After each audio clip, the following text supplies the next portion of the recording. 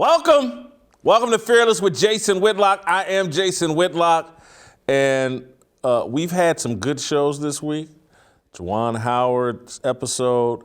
I hope you guys caught Ken Maurer, a longtime NBA referee. I hope you caught that on Tuesday.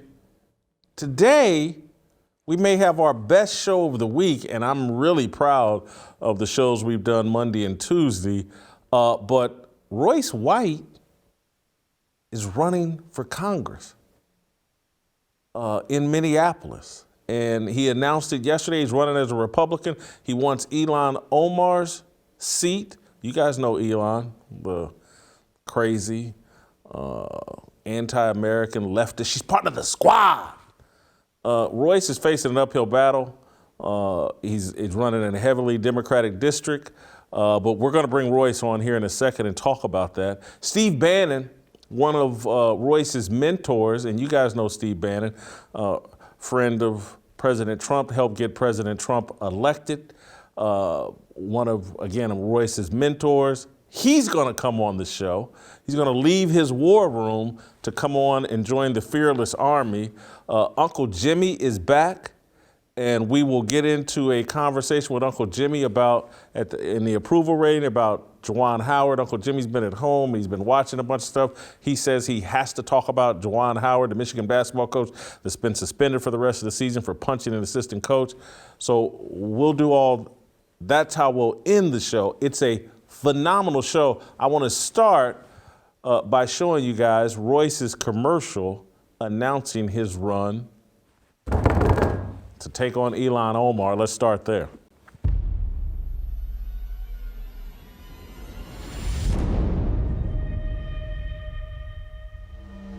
There's very few brave souls that step up and say, hey, this is not right. One guy that's done that in professional basketball is Royce White. Could you imagine if LeBron James had Royce White's balls and intellect? 10 years ago, I took on the NBA and the establishment. You're a patriot and American hero, and I think they're great, great days ahead of you. I said that mental health was one of the greatest issues we face. He's got an anxiety disorder, and he's been really upfront about it. He's actually been an inspiration to a lot of people. And I was willing to give up my dream to fight for people I had never met. Did y'all just hear Royce White? I'm fighting back tears right now. I took the lead when others wouldn't. Okay, that's your shirt? What does it mean? Free the Uyghurs, 2 million ethnic minorities in East Turkestan, China, in concentration camps. Something we got to talk about. You know I'm always going to talk about the real things. Okay. Free the Uyghurs. My name is Royce White. I'm a 5th-generation Minnesotan and a product of the Twin Cities. But first and foremost, I'm an American. I'm running for Congress because our leaders have sold us out. We have to fight for freedom. We have to protect our communities. We have to restore what it means to be an American citizen. We have to fight the momentum of globalism. My problem with Ilhan isn't that she's not an American or that she's not from Minnesota. She's in on it. She's a globalist. We need to completely dismantle the Minneapolis Police Department. She's a puppet for the establishment.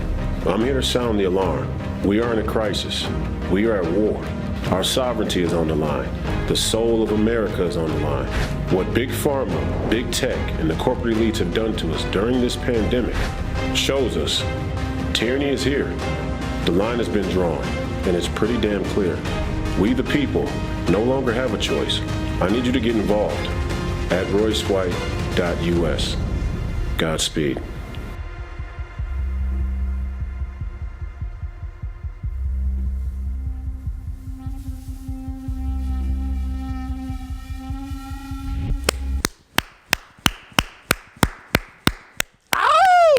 Awesome. Royce, why are you doing it? Why are you getting involved in politics? Well, first of all, it's good to be back and appreciate the Fearless Army. They're unwavering supporters. And that was the best political demeanor I could put on. You know I'm more intense than that, and the Fearless Army knows I'm a little more intense than that. And I might get there today. Really, this is my home. I was born and raised here. 5 generations, like I said in the campaign video. And I have a deep affection and love for Minnesota and the Twin Cities. And there's a crisis of leadership. It's that simple. The grandiosity of the federal government is undermining the meaning of community, and the arrogance of globalism is undermining the value of country.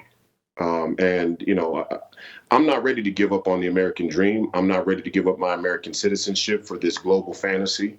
And I'm not ready to give up my stake in this country either. So, we're at war. There's no doubt about it. The line has been drawn, the game is on, and people have encouraged me to jump in and step in and fight, and I'm willing to do that.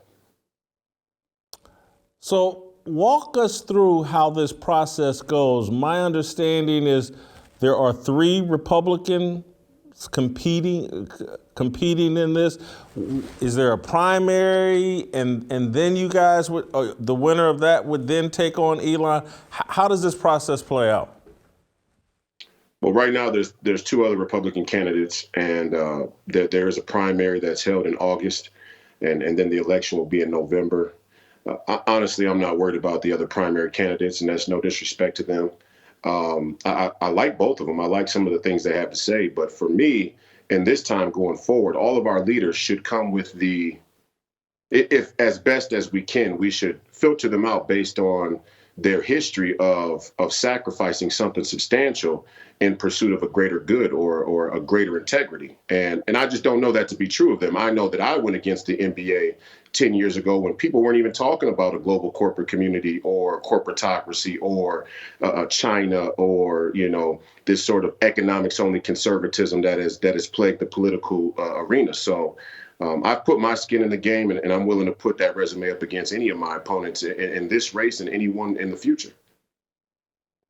I do hear you on that. I think that does grant you some authenticity in terms of this dude will put his money where his mouth is. And so I hear that as Royce is someone you can trust. He's going to stand on his beliefs, come hell or come high water. And so, and I want to be careful because obviously I have a bias. Royce, great friend of the show, great contributor to the show. I have a bias, but the facts are the facts. You sacrificed a chance to make hundreds of millions of dollars in the NBA to stand on your beliefs. I do think that will give you some credibility. The other thing I like is the 5th generation Minnesotan and the roots in Minneapolis. I think that plays well against Ilhan, and I think, as you said in the video, no disrespect. You're not running against her because she's, not an American or not she probably is. She's an American citizen now, but and not from Minnesota. But I think your deep roots in Minnesota also have to add to your credibility. Well, I believe so. My roots go deep in many directions, we could say. My uncle Alfred Aury, for example, was the dean of the dentistry school there in Minnesota, at the University of Minnesota, and it's probably the most prestigious dentist school in our country. And he is regarded as one of the most prominent contributors in the dental community. And that's just one of many. But all of the people around my family in either direction were community leaders, and they fought for the community. They fought for human rights. They fought for people to be treated fairly, to have justice, and all of these other ideas that we say we hold dear.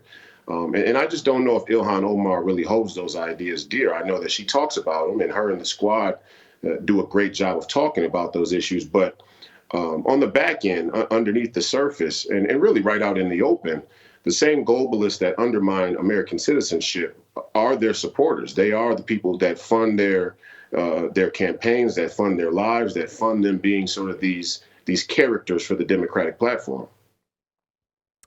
So help us understand why you can win in such a heavily Democratic district. That is what gives me pause or concern, is man, that district is overwhelmingly Democratic. Why can you flip that district? Well, number one, I have faith in God, real faith. And I have faith in the ability of a message inspired by God that follows God, and being able to take that ministry into the belly of the beast, of any beast, and be transformative. So that's first and foremost. However, from a social standpoint, through my lived experience, I understand that there are many people who are tacit Democrats, who are Democrats culturally, and Black people in this country, by and large, I believe, are cultural Democrats. We've been sort of hoodwinked and tricked into believing that we should vote Democrat solely on the basis that Democrats are a race-friendly party and the Republicans are racist. I know that to not be true. You know that to not be true. But many Black people really believe that. And, they're not privy to institutions like the Federal Reserve. They're not privy to what the CCP means. They're not privy to the idea of globalism or the Great Reset or Build Back Better.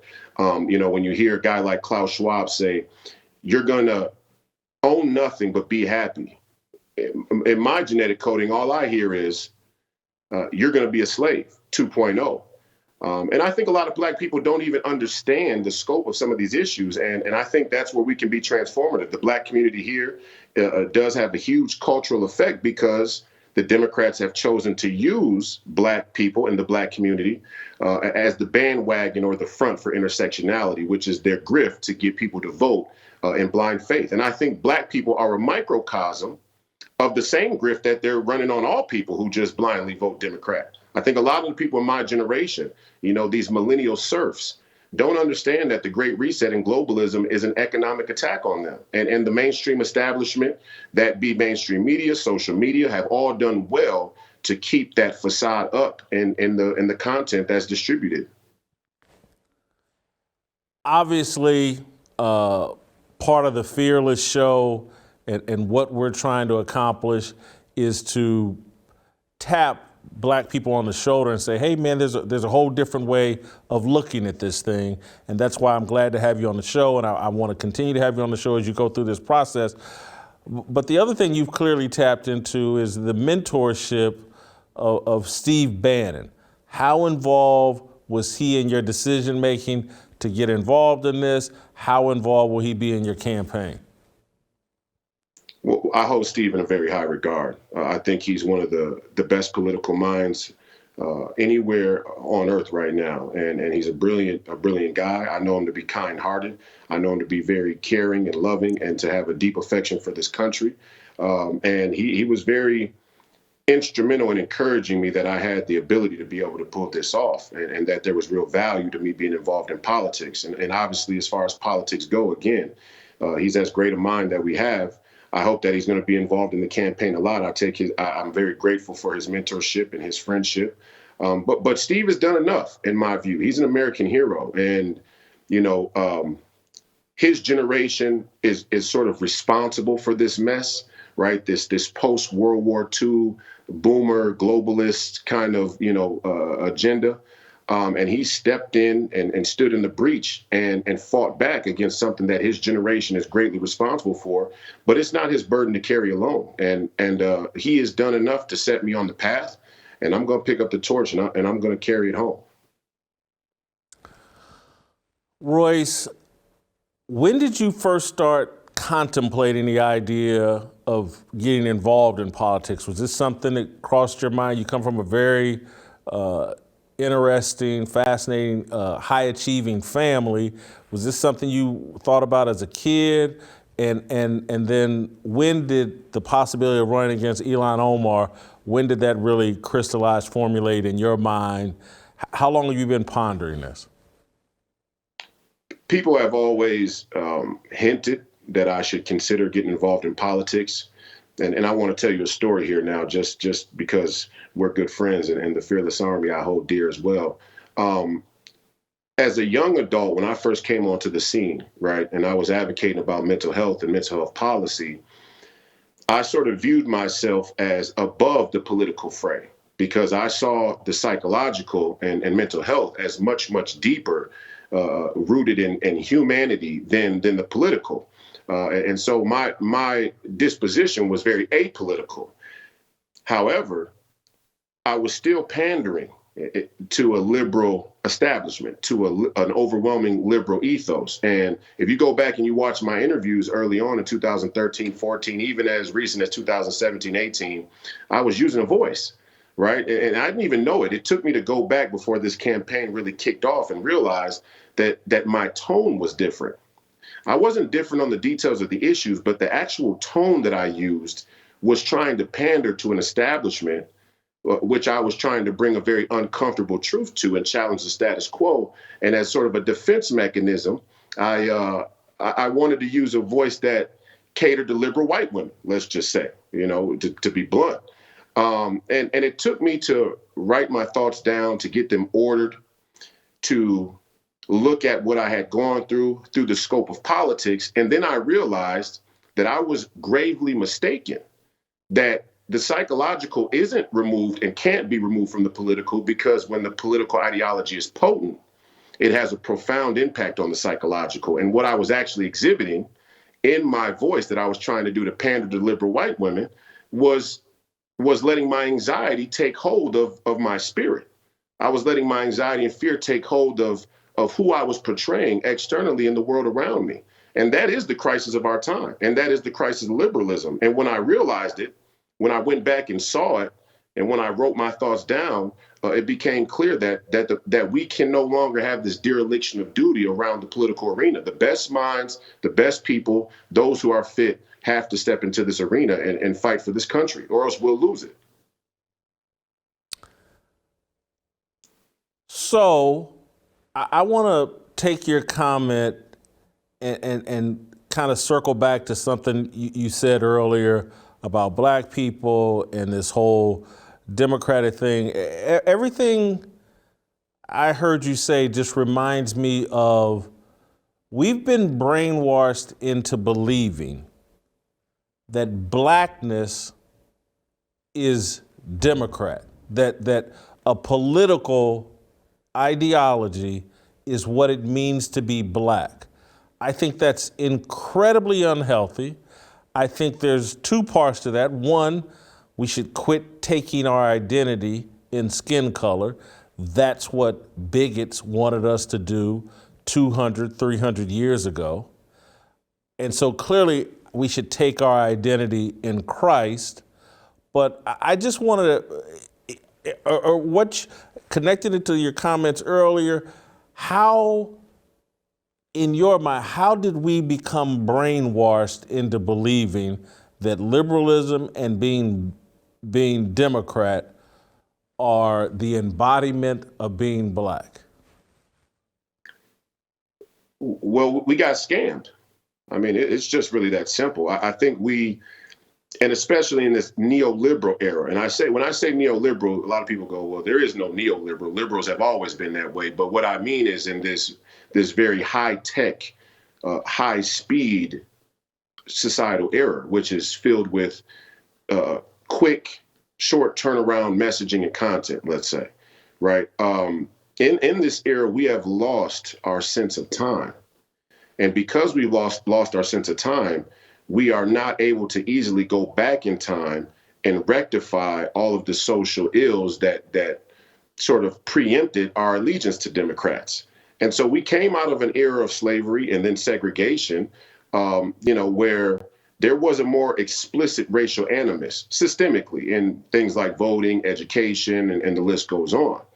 And there was a turning point in the 1960s and in the 1970s and the 1980s where the racial animus had fallen away in great respects, especially when it, in comparison to what we had just come from. And in that time period, globalist agendas that took identity politics, used them to both hijack Black people's support, but also use Black people as the calling card because we were so close to a time where the racial animus was so high. And that was your neo-feminist movement and the LGBTQ movement. And so those two movements saw an opportunity to homogenize the Black community into their efforts and promoted it as human welfare and human rights, but really it was just globalist in nature. And when I say it was just globalist, I'm not trying to say that there's not an ongoing battle for civil or human rights. What I'm saying is that there is a very elusive, very deceptive enemy that knows to hide the greatest truths behind the biggest lies. And the greatest truth behind the biggest lie with globalism is that it's not an attempt to bring citizens a better way of life.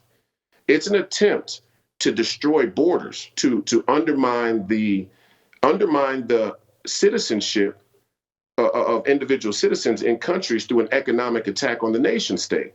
And ultimately, I think the real ultimate spirit behind it is that it's anti-human, and that it's about dominance and control and world power. And I don't think I think people hear that and they go, well, that's a conspiracy. It's like they're not hiding this. They think there's too many people on this planet to maintain or sustain a long-term unequaled dispersion, or let's say a predatory sort of economic template. And that's what Steve Bannon has been able to articulate so well, that the elites have done around the world. And they're using human rights and civil rights and racism and misogyny and homophobia and transphobia and xenophobia as a three-card Monty and as a shield to keep people in on the game. And many people have voted and purchased against their own rights in that regard. And some of us are here to blow the whistle. I'm not going to stand for it. I'm not going to participate in it. So, Royce, I think people that watch the show, people listening to you today, I think everybody understands your worldview, your point of view, your ideas.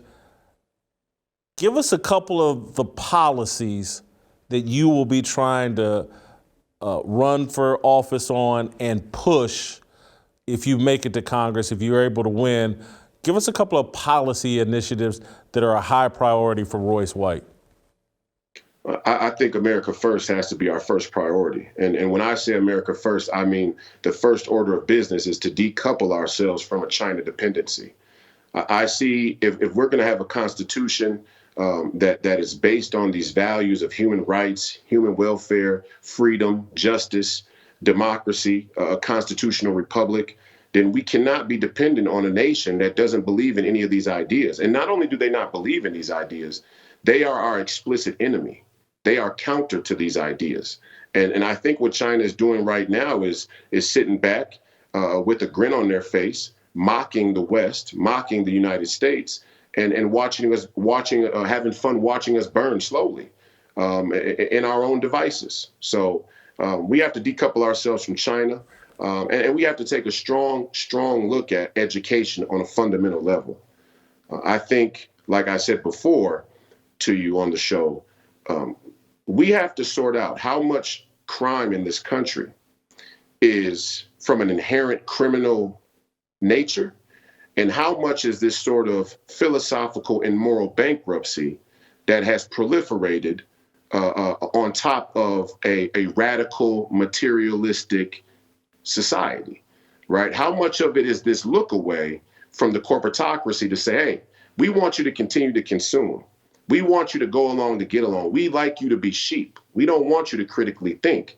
And if crime, high crime rates, let's say in Black communities, is a byproduct of that, then that's something that we hire our police and pay them shitty wages to deal with. And when the time comes, we'll throw those police under the bus as well, because that's a part of the deal. And all of it ultimately is another way to exert control. And so I'm very interested, and I believe wholly that the Black community has a real destiny in bringing this country up, or let's say now saving this country. I think the Black community has been a ball and chain on America, and not all by our own devices, not all of our own making. But if Black nationalism, the idea of Black nationalism, is on its way to American nationalism, and I would much rather have a Black community or a culture, a prominent Black culture in America that believes in Black nationalism, other than this sellout to the CCP mentality that we have now from the top down. Royce, how can people support and help you in Minneapolis to win this election? Our campaign website is roycewhite.us. You can go there and you can sign up to, get email alerts, volunteer, donate. Donating would be great, but anything is supportive, actually. And we're for a dogfight, right? We know that the district's been blue for 40 years. We think the time is right, if there's ever been a time, to go in and challenge that seat. And ultimately, though, we're taking the ministry of Christ and God and truth into the belly of the beast, where people have been lied to, manipulated, and misled.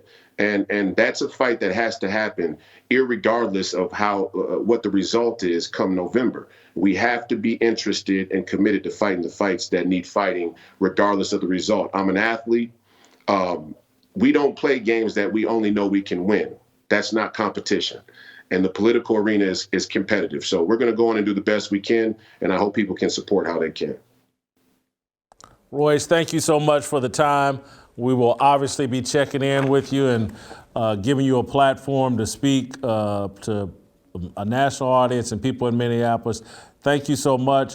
Good luck to you. It's very brave and courageous what you're doing. We're rooting for you, and this fearless army needs to jump behind and support Royce. All right, Steve Bannon is going to join us.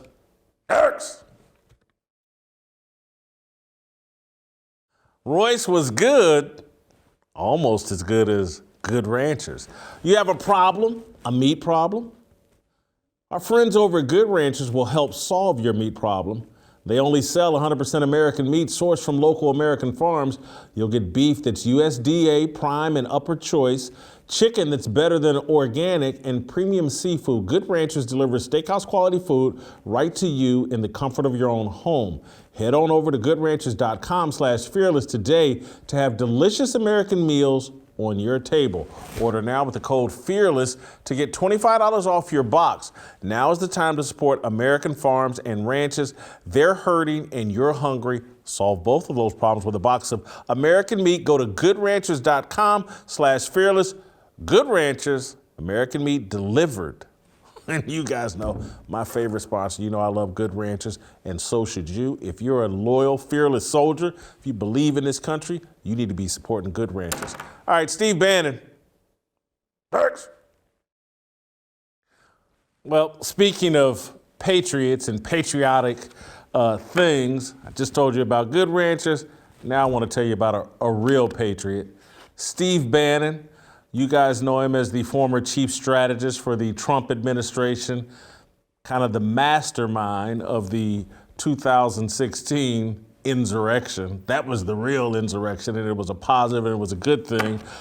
Steve Bannon masterminded that, of course. He's now the host of a very popular podcast called The War Room. He's now being blamed for the fake insurrection that allegedly happened on January the 6th.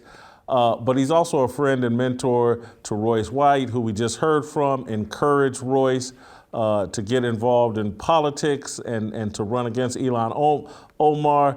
Steve Bannon, welcome to the Fearless Army and the Fearless Show. It's an honor to have you. Let's start here. What do you see in Royce White? Why did you encourage him to get involved in politics? Well, first off, Jason, it's a great honor to be here with you and also with your audience. You guys are incredible and real patriots. I thank you for the kind words, although I was just a small cog in helping the greatest candidate I think we've had since Reagan win the White House in 2016. And Royce is kind of like the reason I was so drawn to Trump, and particularly in those years of Breitbart when I was the executive chairman. And really getting back of the Trump and the Trump campaign and the Trump movement. I see in Royce the entrepreneurial spirit and the kind of courage. I keep saying courage is contagious. And I think Royce White is a man who has a searing intellect about some of the core issues of the day. I remember during the the tragic George Floyd situation when Royce, the first time I kind of seen Royce outside of sports, when he led that march to the Federal Reserve. And I heard him talk, and I said, wow, this guy really gets it at a deep level. I followed his writing since then. I was introduced by my former partner, Jeff Quatnitz, who I was one of the partners at the firm when Jeff had the management agency, and Jeff's one of the owners with Cube of the Big Three League. And I just watched Royce. I got introduced to him. It turned out Royce had been a long-term follower of my talks and writings, particularly populism. I mean, Royce White, I think, is what we need right now. I mean, and this is why I have encouraged him to try elective politics, because he actually understands at a very deep level some of the most fundamental and basic problems in the country right now, particularly economically and financially, that you just don't hear talked about. And he's got tremendous, not just physical presence, but he's a man of courage. And that's what we need right now. We need courageous leaders who are prepared to step in and step up and sacrifice. And his whole life has been one of sacrifice. So I can't think of a better man to step into the arena. I know you're used to taking on incredible odds because in 2014 or 15, no, Donald Trump president, you're crazy. But Royce White taking on Ilhan Omar in a district, according to Partisan Voting Index, is Democrat plus 26. Yeah. Can he flip that? How can he do it? We just saw, if you look at all the underlying analysis that's come out and the polling that's coming out, now they're talking about the kind of MAGA movement or this populist movement in this midterm election getting up to 50% or maybe over the Hispanic vote. And if you're looking down, Jason, in the Rio Grande Valley, the early voting in Texas right now, the McAllen paper, which is kind of the capital of the Rio Grande Valley, had tremendous early voting for Republican candidates from working class Hispanics. In South Texas, the same thing. You're seeing analysis now. Rasmussen had a poll that African Americans, that blacks in the country, 33% favor the generic ballot for Republicans.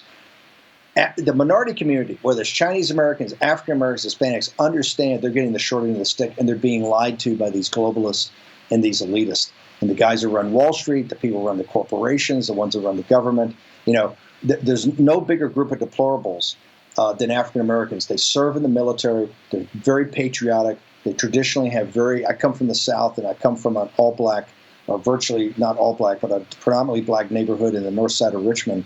They're very patriotic, very family-oriented, very conservative in their core values. They've just been sold a bill of goods about kind of economic policies that the Democrats propose. I think Roy White cuts through all that. It is a D plus 20-some district. However, in this election, I think you're going to see D plus 8s and 10s actually fall. The Hill today said that we're expanding the map every day. And specifically about Royce White, it's really against Omar. I mean, Omar represents so many things that are outside the mainstream of what people think and people believe. And Royce White is a patriot. He's a man of Christ. He's a leader. He's overcome tremendous obstacles. Look, Royce White is not perfect. I'm not perfect. Donald Trump's not perfect. There's been one perfect individual on this planet, and that's our Lord and Savior Jesus Christ. Everybody else, as we know from the New Testament, is fallen. Royce White is not a perfect individual. He's the first to admit that, but he's a man of integrity and he's a man of courage. And that's why I think if anybody's ever to take on Omar, and can you imagine Royce White with his knowledge of economics, his knowledge of globalism, the courage he stood up to the shoe companies, the courage he stood up to the NBA, the courage he stood up to the media companies about the Uyghurs, his fight for an oppressed people, half a global way. Can you imagine him on a debate stage with Omar? It'd be like Alien versus Predator. This would be a heavyweight title fight.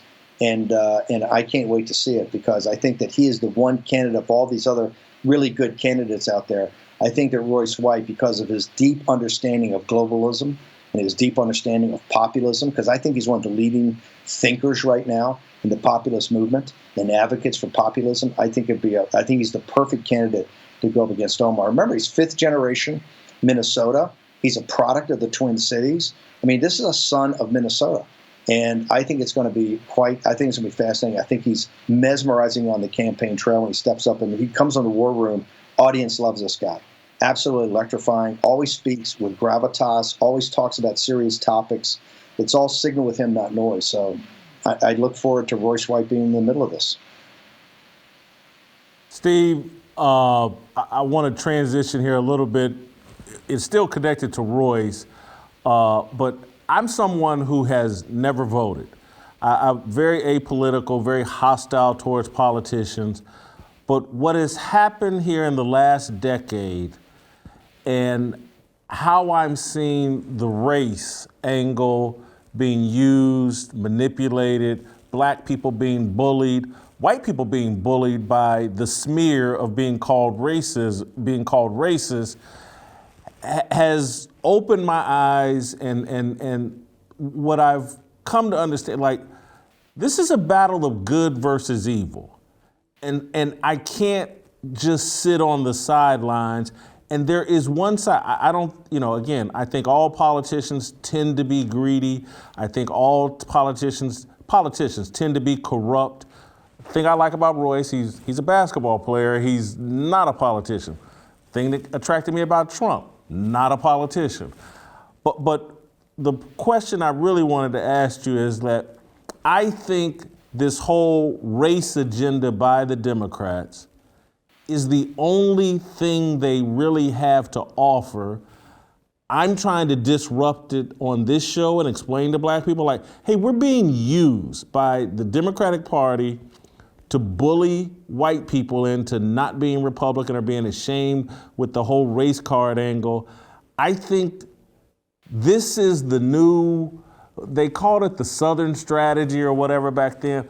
This is, the Democratic strategy is purely based on race, and I want to disrupt it, and that's why I'm rooting for Royce White. Do you see, I think it's completely central to the destruction of America, this race strategy, race-based strategy the Democrats in bed with China are using. Am I right on that?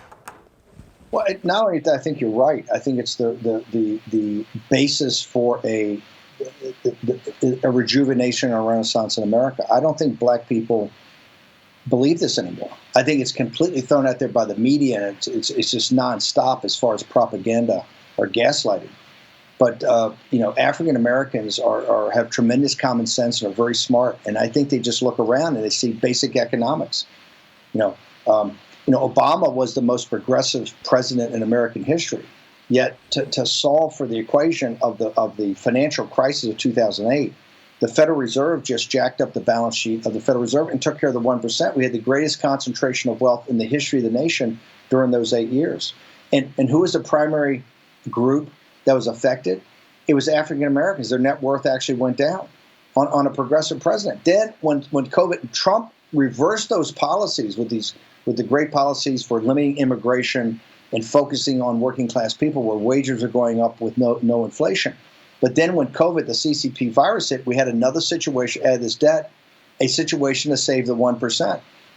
African American, working class and middle class African Americans have been getting the short end of the stick. The math could not be more compelling. And my point is that there's a way out of here, and that is populist economic nationalist policy, starting with very tight restrictions on immigration. Right now, think about it for a second, Jason. We have an entire education system based upon STEM, science, technology, engineering, math. If you go to the schools, they teach the test. The kids don't get the art. They don't get the gym they used to get because you got to teach the test. Well, you have a very low percentage of African Americans in our engineering schools, in our computer science programs, and almost nobody in Silicon Valley. Why is that? Because the H-2B visas, we allow the world to come in and compete. I'm a very restrictionist on immigration policy simply for the fact we have enough talent here in the United States. We need to get more Hispanics. We need to get more African Americans in our engineering schools, in our computer science, in these technology jobs of the fourth industrial revolution, what they call the fourth industrial revolution. It is all out there before us. And let me say another thing, that you see all the Democrats, you see Joy Ann Reid every night pounding the drum for war in these Russian-speaking provinces of eastern Ukraine. I was saying, hey, if we took the defense budget, it's almost $1 trillion now, it's like $850 billion. We were spending $50 billion a year in Afghanistan. If I took that $50 billion a year, we were squandering in Afghanistan, and just took half of it, $25 billion a year. 1 year I put it in East St. Louis. The next year I put it in Baltimore. Next year I put it in Detroit. These cities would have a renaissance of manufacturing jobs, manufacturing and value-added jobs that people could get a decent salary from, a decent wage from. I mean, look at George Floyd when he died. George Floyd had COVID in him. He had fentanyl in him. He had all the Chinese Communist Party drugs they brought up here through the southern border. He didn't have access to a great job because all the manufacturing had been shipped overseas by Wall Street. This is what Royce White preaches. Royce White cuts to the heart of the dilemma. We've shipped the industrial base overseas to have the slave labor of the Chinese people, which the whole system is based upon, take the jobs. You can't get decent wages here. There's no manufacturing jobs. People don't have great jobs. They don't have access to opportunity. They don't have access to careers.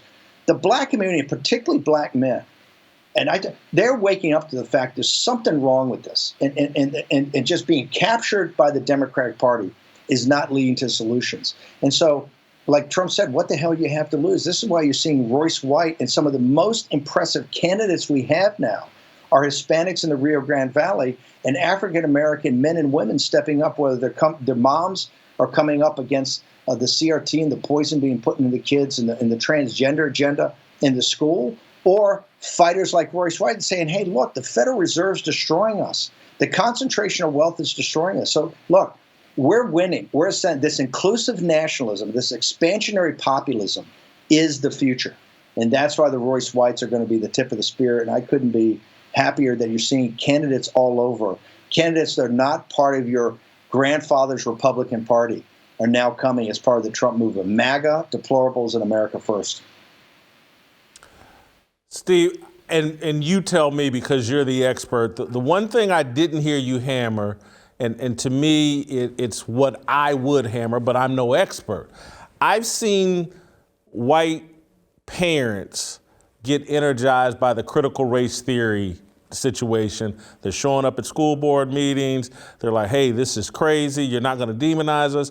The issue that I think is similar for black people, and particularly in Minnesota, but across the country, because I see all these people on TV, particularly black people that went to Ivy League schools.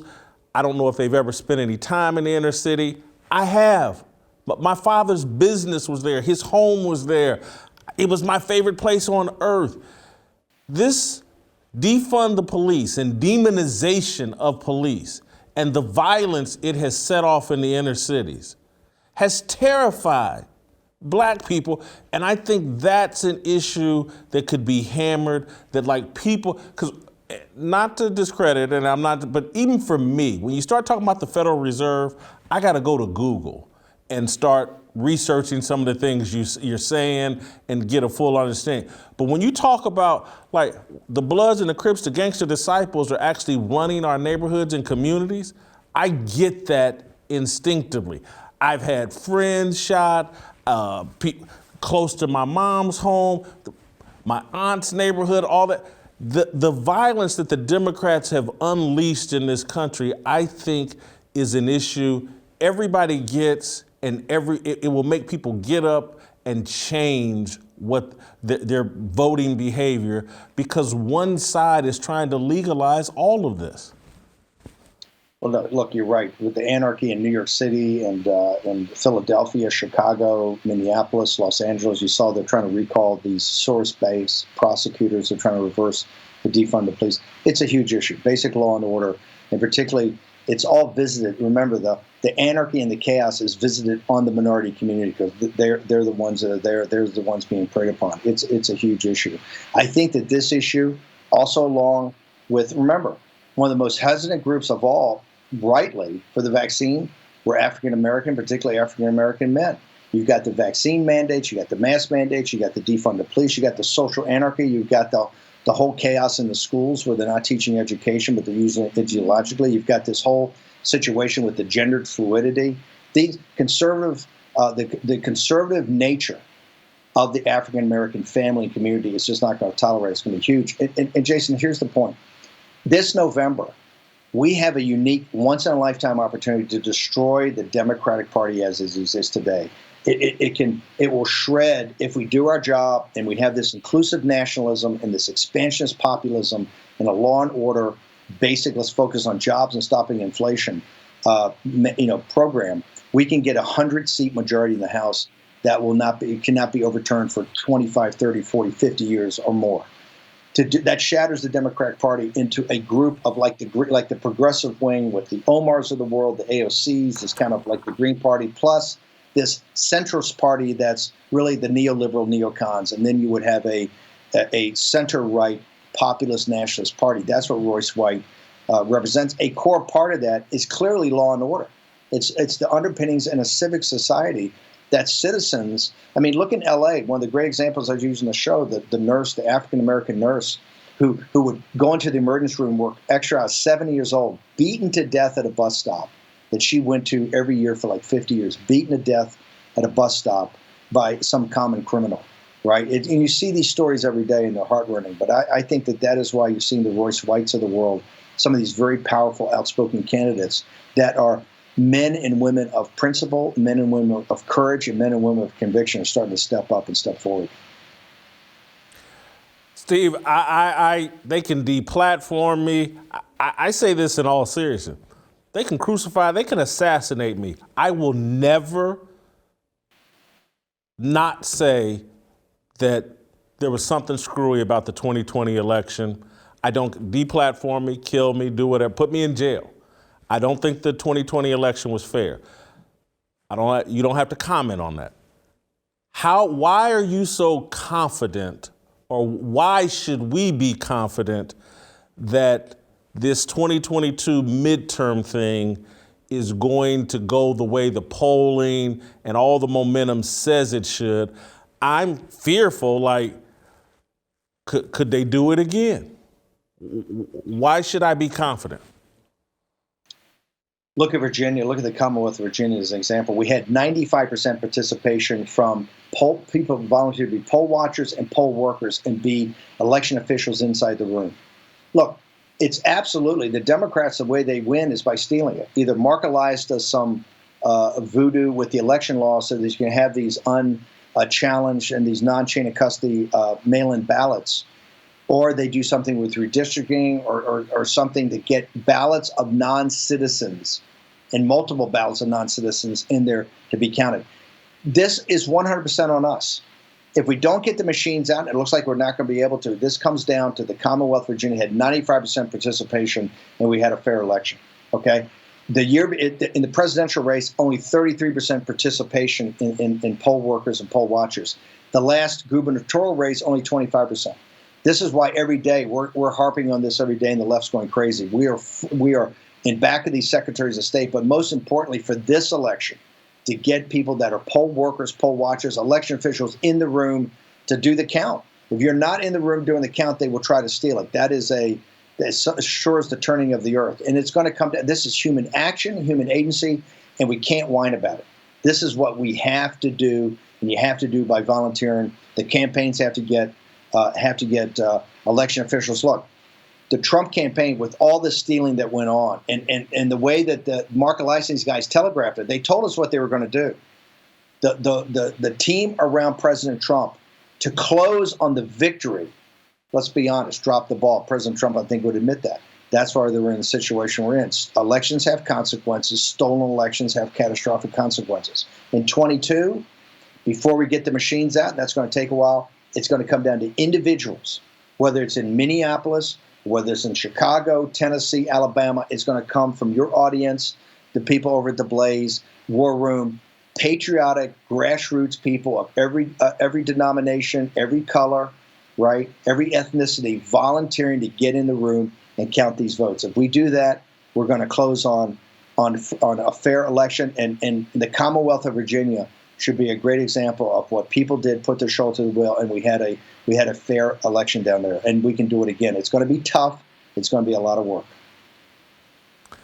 You used a phrase, first time I'd heard it, and I'm wondering if it's going to be a phrase I'm going to hear more and more. Inclusive nationalism.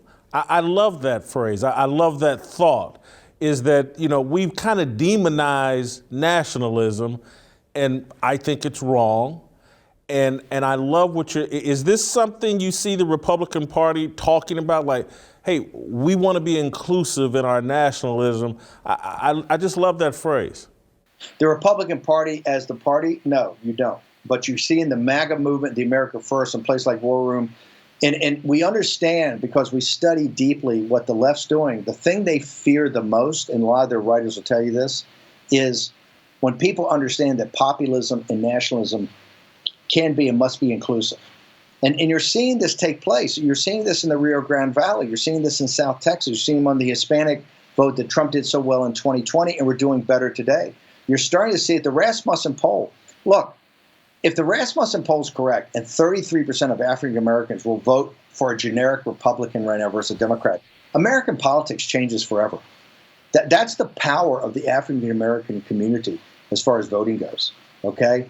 This is a tectonic plate shift, Jason, potentially greater than 1932, and we have to be inclusive because nationalism is inclusive. Remember, nationalism doesn't care about you, and populism doesn't care about your race, it doesn't care about your ethnicity, it doesn't care about your religion, it doesn't care about your sexual preference. It cares about one thing. Are you an American citizen? As an American citizen, we understand you have obligations to serve in the military, to pay your taxes, okay? But American citizenship has to have some premium value. And right now it doesn't.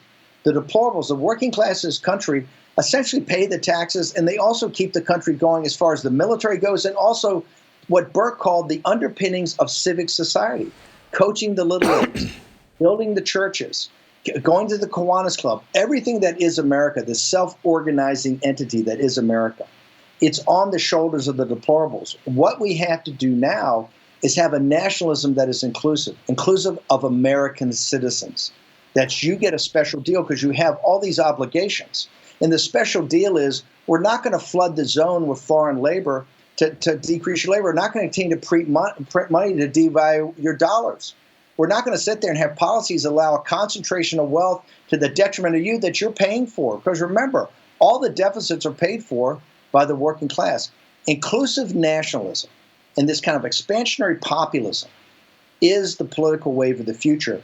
And it's something that the cultural left cannot stop. And once you get the economic policies right for the minority community, which is really simple, it's not socialism, it's the opposite. It's a piece of the action.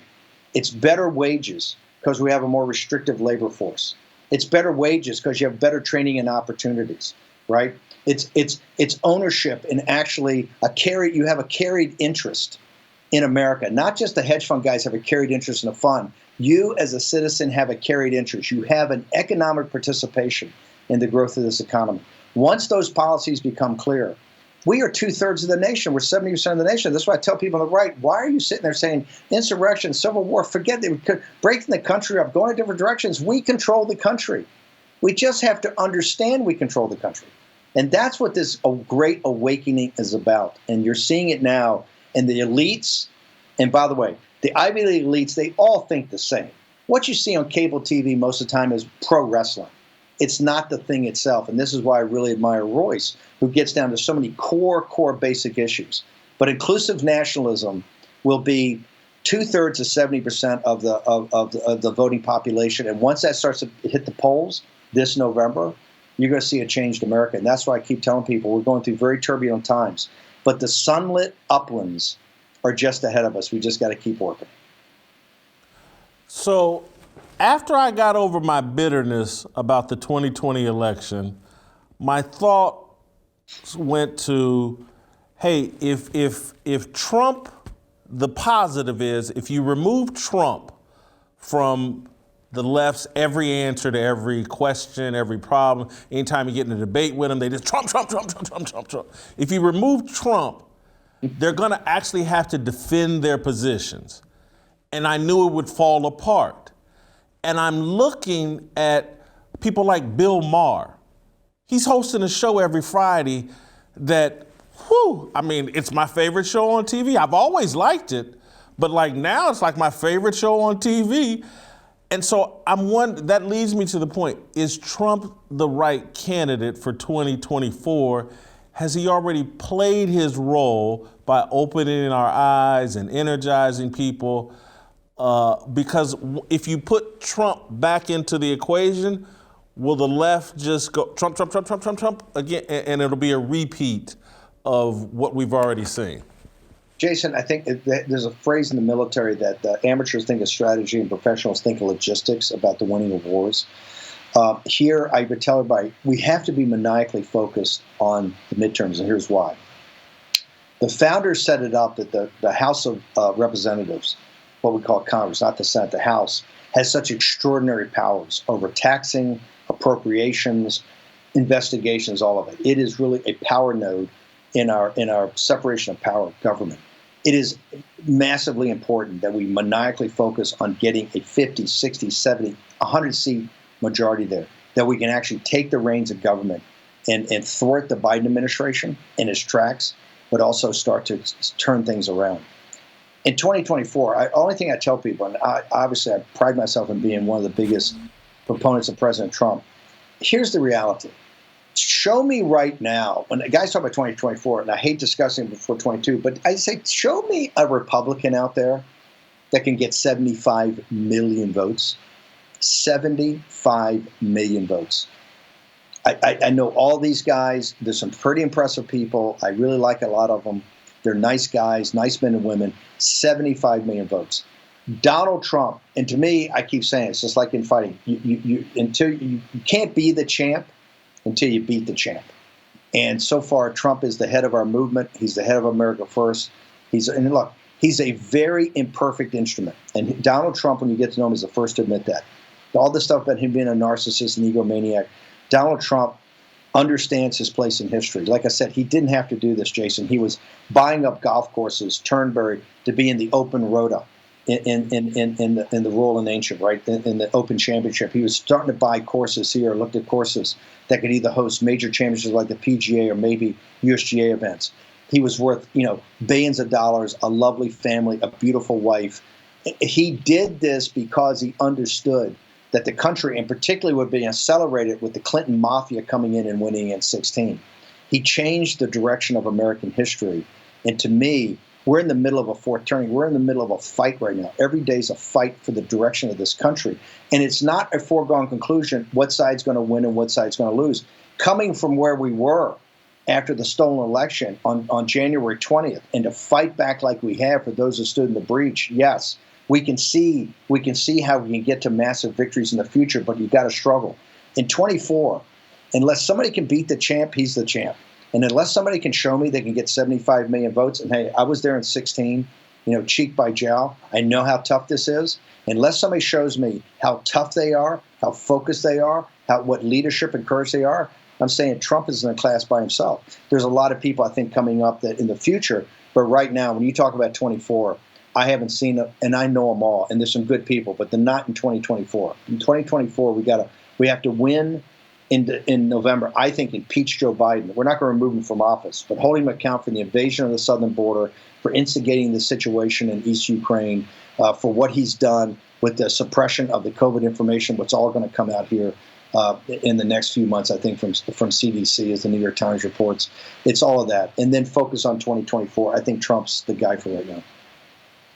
Here's the thing I loved about your answer. It was the first part of it, because what I think part of what your argument is like, hey, let's see how this looks after the midterm elections before I make any proclamations about what we should do in 2024. And that's a fair point. I agree. It could look so different that he may be the ideal candidate after these midterms. Let me ask you this then about the midterms, because, man, you're really giving me hope, and I needed hope because I've been very cynical about where we're at. Let's say things go well in November. Will any of this impact the political prisoners they took and have locked up in dungeons over January the 6th? Will this potentially provide them some relief and justice? I think you'll see a whole new way to govern. And I think if you watch Marjorie Taylor Greene or Gates have been on our show or others, is that the House of Representatives, every committee will be turned into an oversight committee. We're going to hold this illegitimate regime, and that's what it is. Biden's an illegitimate regime. We're going to hold them accountable for every action they've done, every email, every text message, every meeting they've had. We're going to get to the bottom of how we had the invasion of the southern border, the fiasco in Afghanistan, the disaster that is the runaway inflation, all of it, right? And part of that's clearly, and you heard Marjorie Taylor Greene, she doesn't want to shut down the January 6th committee. She wants to take it and make it bigger, but start to focus on the FBI's involvement in this, government agencies' involvement in this. Remember, in Michigan, of the kidnapping of Governor Whitmer, which was such a big deal in October of 2020, right before the election, 12 of the original 18 people arrested were either government assets or government agents, either FBI informants or government agents. 12 of the 18, the original. This shows you the level of involvement that the federal government and law enforcement have had in infiltrating these things, and that's all got to come out. So, yes, I think that, look, President Trump's been adamant about this, and so have we, is that, look, if you did actual criminal activity on the 6th, which I think was ridiculous in the first place, even to do any of that, because we had the opportunity, if Pence had done his job, to send the electors not to overturn the election. Never said anything about overturning the election. To send the electors that were questioned by the state legislatures in places like Pennsylvania and places like Arizona and places like Georgia, revert them back to Wisconsin, let them review it, okay? I think you would see they could not certify the Biden electors because of confusion of the mail-in ballots, which were just ruled unconstitutional in Pennsylvania appeals court, unconstitutional, all 2.6 million. Since you couldn't certify the Biden electors, it gets kicked into the House of Representatives by the Constitution and the Electoral Count Act of 1887. And it doesn't vote by person. It votes by state party delegation. The Republicans control 27 of those state parties. Donald Trump would have been elected president 27 to 23 by the House of Representatives. I laid that out on Showtime's The Circus on September 29th of 2020. It was on a commercial they cut. Exact plan. And so, yes, some of the people have been absolutely political prisoners. Not to be charged for months, to be kept in those barbaric conditions. It's not acceptable. It's not acceptable to any prisoner. As Marjorie Taylor Greene will tell you, the D.C. jail itself is not acceptable for any of the prisoners down there, much less the political prisoners. So, Jason, we have to focus first on redistricting and making sure people get out and making sure that the people are in the room itself to make sure the count is fair. We have so much work to do. But if we do our jobs, you can see the momentum in the polling, particularly Hispanics, African Americans, Chinese Americans are now open to this. We get a massive turnout of the MAGA movement. We have a sweeping victory, and then it's a new sheriff in town. And I think that's where you start to, let me be blunt, rip the faces off these cultural Marxist Democrats that have tried to destroy our nation. I'm politically naive, and so I just want to ask about this one more time. Could we see any of these people that are unfairly locked up, if the elections go well and over, could we see any relief, shortening of sentences, people pardoned? I don't know. Could we see Michael Byrd maybe brought up on federal charges for the assassination of Ashli Babbitt? Is any of that I'm passionate about this issue because I just think what's happening to these people is criminal. So, and it's outrageous. Look, remember, we will control at least one part of the legislative branch of the government. We will not control the executive branch, but we'll be in constant warfare with it because we have the purse string. The House of Representatives has the appropriations. If it's not appropriate by the House, you can choke down the Biden administration by controlling the House appropriations process and the investigative. I think you'll see intense investigations. I think you'll see in the situation of Ashli Babbitt, I think you'll start to see potential criminal referrals on that. I think you'll see this committee totally change its focus on exactly what happened on January 6th, who knew about it, who understood what was going to happen and looked the other way. I think you'll see all that, but you'll see that, I think, from a legislative point of view from the House. We still don't control the executive branch, obviously, and we obviously don't control the courts. Now, that being said, I think that this is going to take on a totally different direction, and people have had a bellyful of how the prisoners have been treated, and it's outrageous. Look, those that did things that are demonstrably wrong should be held accountable for that. Nobody debates that. But for some of these things, and the sentence in some so over the top is to be crazy. And we've done as good a job as we possibly can of making sure those voices are heard. And Patricia Hughes and the people that are setting up those operations and groups that are raising money for the lawyers, et cetera. So I think you'll see a total sea change. But look, Jason, this is going to come from you and from me and from others. The Republican Party officially are gutless. They don't want to touch this. Remember, courage is contagious. That's why Royce White is so important. You need somebody that has courage, physical courage and moral courage. And that's why Royce White has both. Because right now, remember, The reason you were turned off in politics is because of politicians. Politicians are not just risk adverse. They're adverse to anything that requires any change. And so that's why they always run and hide. And so none of this is coming from the official Republican Party. It's coming from the grassroots MAGA and the grassroots America First movement. Steve, I could talk to you all day. I don't want to keep you forever. I know you're busy. I'll ask this final question because you're talking about the Republican Party and you're talking about the inclusive nationalism of the MAGA movement. Why not just cut the cord and start a third party? Because again, I don't trust Republicans. And it doesn't sound like you do or the movement does. Why not a third party? I think it's more practical. It's something that's talked about all the time. This is why we had this thing on the show called the precinct strategy, to get people to go be precinct committeemen for free, to be part of the Republican Party. It is so time consuming to do that. It takes so many resources. And quite frankly, the voting base of the Republican Party is MAGA, that it is better, more efficient right now to try to take it over and turn it into more of a populist, economic nationalist party than to try to form a third party. Third party, structurally, it's quite difficult. The two parties have put a lot of, as you can imagine, they've been around a long time. They know a lot of games. So at the state level, it's very cumbersome. It's also it costs a lot of money. And we don't have time. We're in a fourth turning. We're burning daylight right now. This is urgent. And that's why what I think is an easier path for us is to get the Royce Whites to actually step forward and say, I'm prepared to run as a Republican. I'm prepared to take all the incoming that I'm going to get from the race hustlers that have made so much money in the media. And most of those are whites, right? Most of the people talking Royce White are white people, right? White progressives and white liberals. This is why it's better. All these candidates we had in the Rio Grande Valley or South Texas are now in Arizona. They're Hispanic. It's, I think, easier and more effective to do that. As tough as it is to take over the party, it ain't easy. We have a better path there than to try to form our own party. But look, this ain't your grandfather or your father's GOP. These propositions we're putting forward, and you see this recently on what's happening in Ukraine. In the old days, all the Republicans would run it just back to globalists and let's go to war and let's do that. Most of our movement are veterans. Most of our movement, I served 8 years as a naval officer. My daughter's a West Point grad. She served with the 101st Airborne.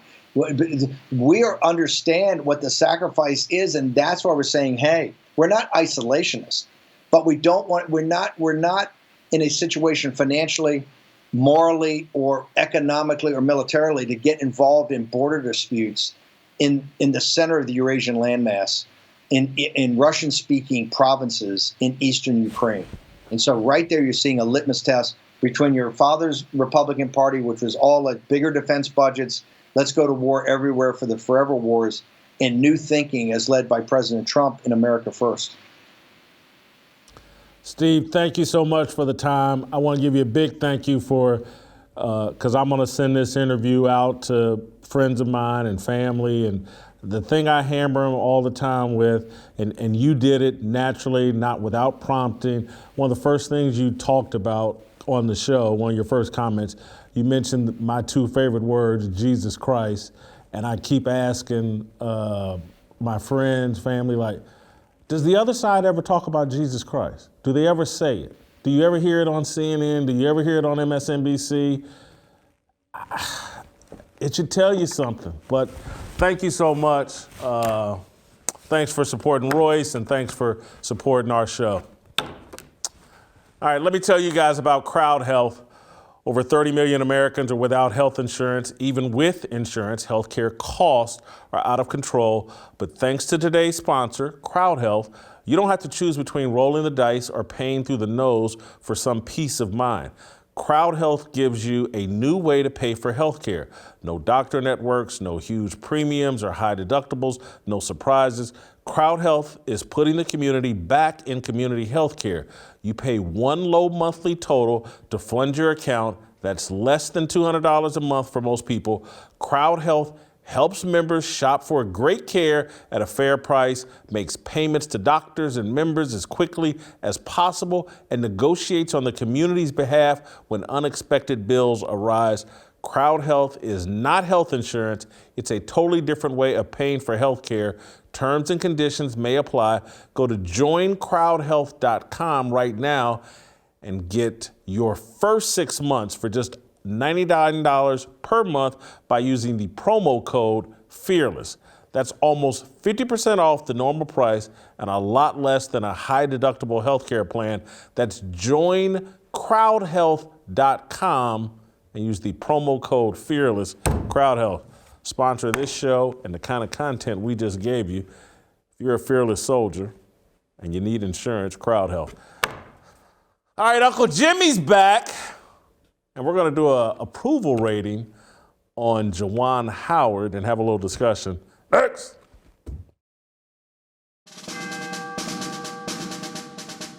We must exist in a state of man glorious, as we are protected by the red, the white, and the blue. But remember, the mind is the key. The fearless soldier pledges to place God first and foremost in his everyday endeavors of life. We, the fearless army, are one nation under God, indivisible, with freedom and a belief in the American dream.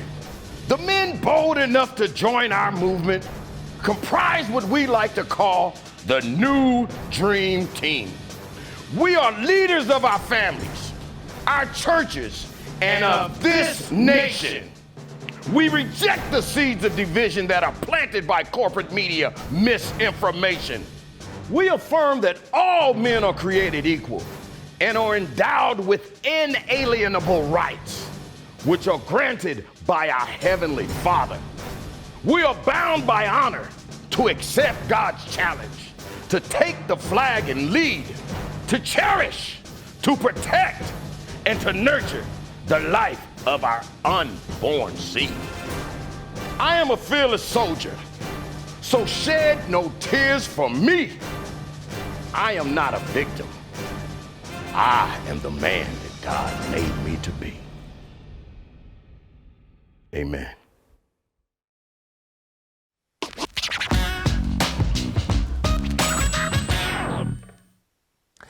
Guess who's back? Shady's back. Guess who's back?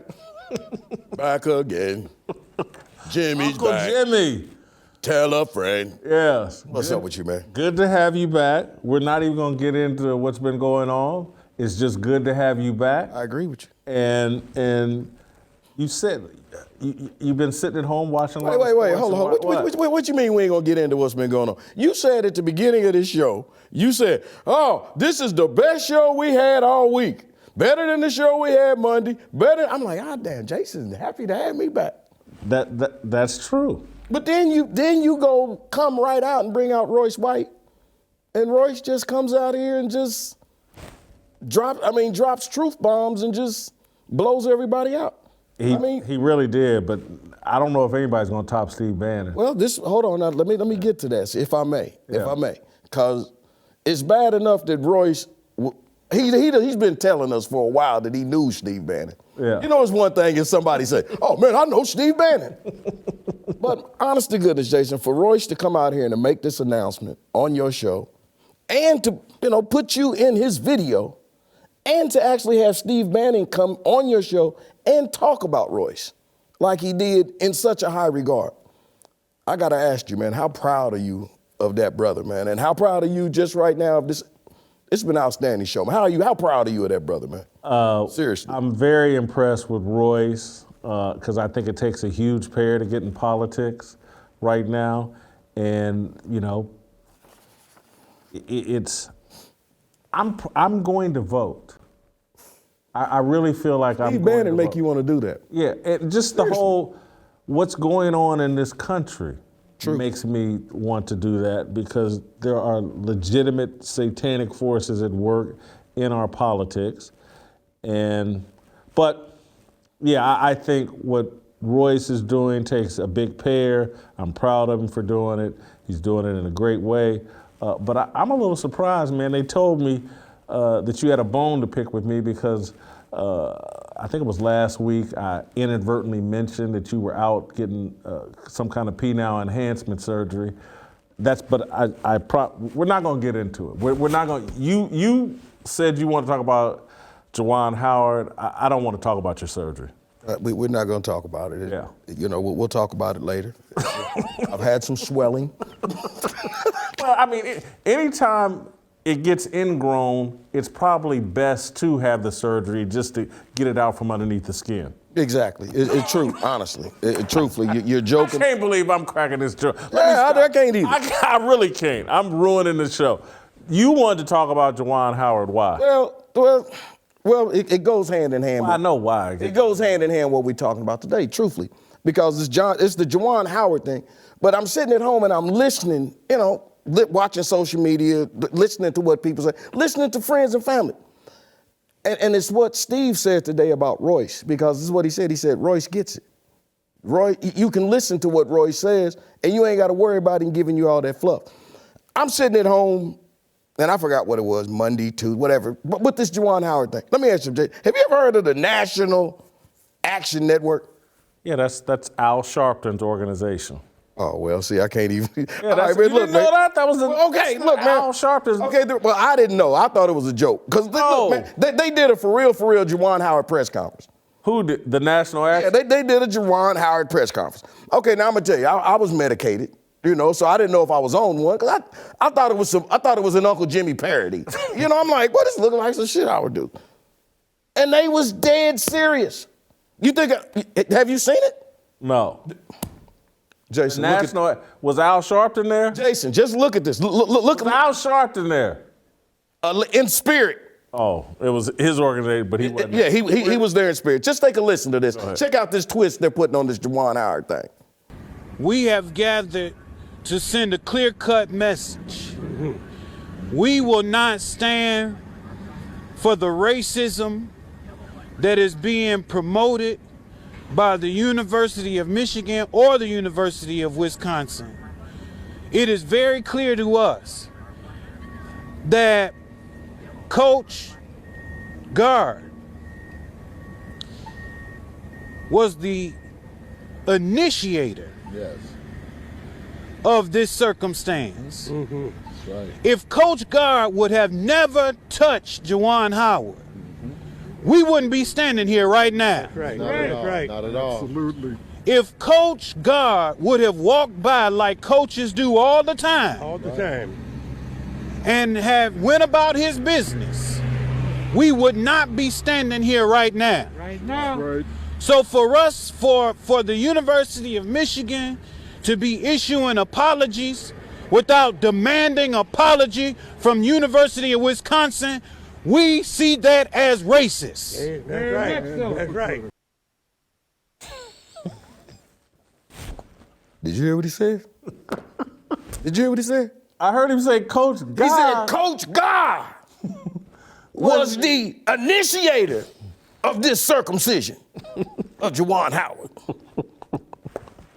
And then hold it, bro. Hold it. I promise, that does look like a parody. I mean, thought I was kidding. I mean, that looks like a parody. I couldn't make that up myself. The racism of Wisconsin and Coach, did you see the video of what happened with Juwan and the guy touched his elbow? You know how you shake someone's hand and you touch their elbow at the same time, and he did it to prevent Juwan from just blowing past him. But bro, I don't know if he was the initial. And then he hit another man. He didn't hit Coach Gard. He hit somebody else like 10 seconds later. Jason, it's bad enough that they put this out, but you know what they did next? It ain't over. Wait, there's more. Hey man, let me ask you. You know it's bad when you go out and get Jesus to come in and co-sign, right? They went out and got a preacher. What's the name?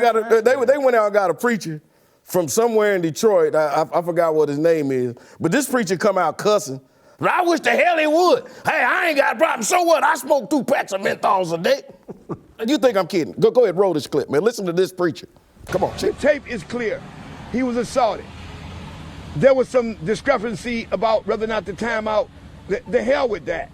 When you put your hand on me, all of the rest of that goes out the door. And I don't know how much else. By the time a black man or black woman does have to step up, you've already endured way more than what we could imagine.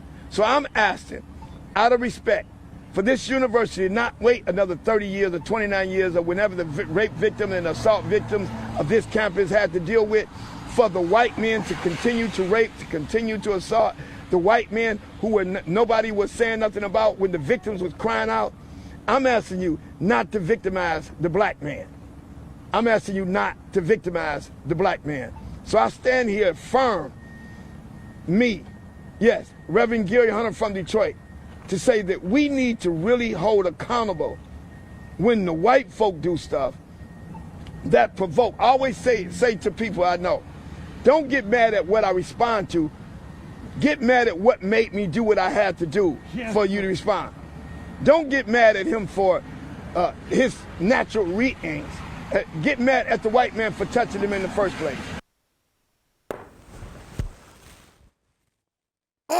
Jim, do you have a definition for re-angst? Well, first of all, but let me go to before I clown this guy. Let me check. Maybe re-angst is a word that I don't know. Well, because I don't know them all. Well, but he's a preacher now. They got a whole different book that they go by. Well, hold on. Let's see a re-angst. I mean, you know, Gazenta. 3 Gazenta 2. It's kind of like that. I can't. That looks like an In Living Color skit. That looked like something. I'm really upset that we didn't do that skit before they did. I mean, honestly, that's a bad look on re-angst. That's a bad look on us. But what do angst mean? If you got angst. Okay, I got another word. Okay, look up this word. Look up rape. Rape? Yeah, because didn't he say that they raped? Well, you know, we've been raped. He's talking about some alleged allegations, but it's not compared to. It's not relatable to that. Let me take the joke out of this. Thank you.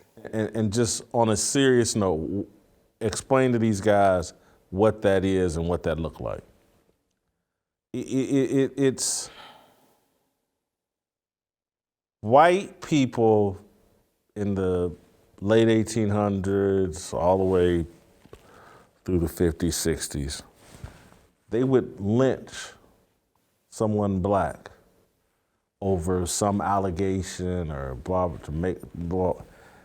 and then they would hold a press conference, or not hold a press conference, they would gather around and justify the craziness of why they did it.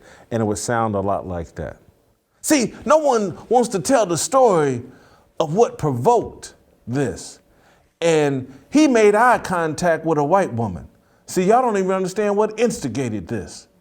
And once he made eye contact with a white woman, see, y'all don't want to talk about that. That's what provoked us to lynch him. And so, I mean, it's always what they just did, gathered up a group of racists and offered up a racist defense of LeBron James, is embarrassing. It speaks to a mindset that's unhealthy and racist. It's like, but they took their cue, and I'm just sorry, I got to put this back on Juwan Howard. He went to that post-game press conference on Sunday, and basically, like, he did nothing wrong. And how dare anybody question him? It escalated because this man touched my elbow, and that's why 10 seconds later, I threw a punch at a totally different man who did nothing to me. And we hold a press conference defending this? This is embarrassing. The Al Sharpton National African Network says it all. Don't hold that man responsible for his actions. What else do you hold a man responsible for? I don't. That's. Yeah, come on, man, let's go. And I'm telling you, I like Juwan. I've known him since he was 19. He needs help, and that's not help he's getting. People are throwing gas. You did something stupid, and people are throwing gas on, yeah, you was provoked. You should have done that. And that's what happens to us. It's like it's illegal in modern America to give a black man good advice. But Jason, the question is, why do they think that we so stupid that they can put that out there and we gonna eat it up? Some people did. He had a little group out there, and some people, I've heard people say similar things. One of my best friends was talking about how he don't like the handshake line. It's the handshake line's fault. And I'm just, anyway, let's go, man. Let's go, man. We took the whole joke out of that. Well, because it's real, man. That's. It's sad. It's sad. Job performance. He's been suspended for 5 games, the rest of the regular season. It's questionable touch and go whether they'll qualify for the NCAA tournament. Suspended. The best I can give him right now in job performance is a 3. That's not bad. I give him a 0. I guess that's 3 points higher than what you. Because Juwan Howard's like a college professor on spring break. He ain't got no class. Just plain and simple, man. Plain and simple. Character, because I've known Juwan and I've seen him operate in a high character fashion, I'm gonna give him a few points here. I'll give him a 10. I'm not gonna get into, there's a lot of salacious rumors and alleged lawsuits. Salacious? We got break. He's had a couple of women sue him for, let's see. He's brought Brittany Renner in a couple of times. Well, I think he's had a couple Usher-type lawsuits. Okay. You're passing on that friend that never leaves home. But anyway, don't even touch it. Don't touch it, Jim. I'm giving him a 10 in character. Okay, see, that's the difference in me. I'm gonna give him a 25. I give him a 25 because his performance. Perfect score in character. Yeah, because it's right in line with his character. This ain't the first time Juwan done did this. That's and true. now let me ask you this. Now, is this the first time we done seen a black coach do this in NCAA? Yeah. Did we forget about John Chaney? Did he throw a punch? I know he. John Chaney threatened to kill John Capillari. Calipari, but he didn't throw no punch. He didn't throw no punch. But if he could have got to him. I've seen coaches yell. I'm not going to do that. He said I was going to kill you, Jason. That's against the law. Come on, man. Come on. Let's keep going, man. Hey, man, look here. You know right now, Suge Knight is running around somewhere in his cell talking about, hell, I can do that. Come on, man. Stop this. Keep going, man. 25, man. Authenticity. He's authentic. Sometimes you feel like a nut. Juwan is a nut and has shown it. And he kept it 100, 100, 100. He didn't think nothing he did was wrong. I don't think his apology was very good 24, 28 hours later. So I'll give him a 25 in authenticity. Jason, you know where he's coaching at, right? Michigan. You know where Michigan's at, right? Ann Arbor. In Detroit. Oh. That's how they get down to Detroit. Basically, yeah. Okay. Well, you know where the Malice in the Palace was, right? Yeah, in the Palace in Detroit. Okay. And so in other words, man, for authenticity, I give them a 25. Yeah. That's how they get down in Detroit. Okay? Let me ask you a question. You remember the Malice in the Palace? Remember that right there? Yeah. See that? That's how they do in Detroit. Hey, man, I got another one for you. Look at that one here. Let's not forget. Don't forget the bad boys in Detroit. Don't forget Bam. That's Isaiah Thomas. That's Karl Malone. Yeah, but wait a minute. That's Detroit. That's how we get down to Detroit. If you come to Detroit, you need to know this is what's going to happen. So let's not act like, hey, just this fall, LeBron James, bam. He had to punch your boy Stewart. Had him leaking like a fountain. This is what happens in Detroit. Why are we acting surprised about this? Okay? This is what happens. Let's not forget the 1991 World Series. Huh? Remember this? The epic brawl. This is what happens in Detroit. Jason, Detroit is sore losers. This is what they do. Huh? The Red Wings, fighting every time. They fighting hockey. Hey, went to a fight and a hockey game broke out. This is how they get down in Detroit. Come on, man, let's not, why are we acting so amazed at this?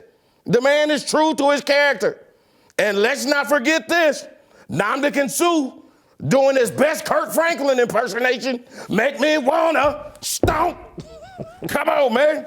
This is why they warn you about Detroit. Don't drink the water. That's Flint. Same thing. Come on, man. Not bad, Jim. Let's go, man. That's quite a collection. Ndamukong Suh, by the way, is his name. And then It Factor. There's a couple of women that say he does have it. So I'll give him a 10. Look, man, I'm giving him a 25. I don't have a problem with the 5-game suspension. Why? Because he was a member of the Fab Fab Five. Show this picture. Show him that picture real quick. Show you what I'm talking about. Fab Five, right there.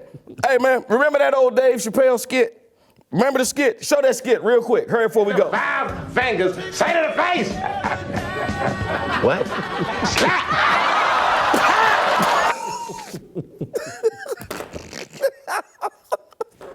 There you go, man.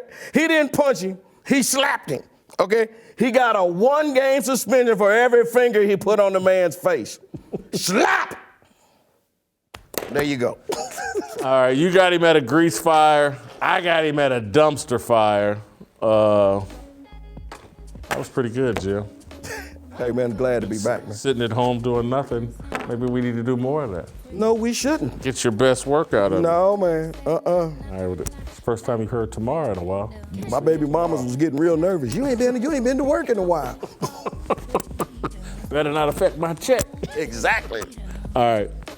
See you tomorrow. Negro better have it. No negotiation, my sister, no relation. We all just wanna have freedom. Sitting on a corner, never been alone. I'll break my back for freedom. Blessed, we are living, get back. We are receiving, no deceiving. We all wanna be free.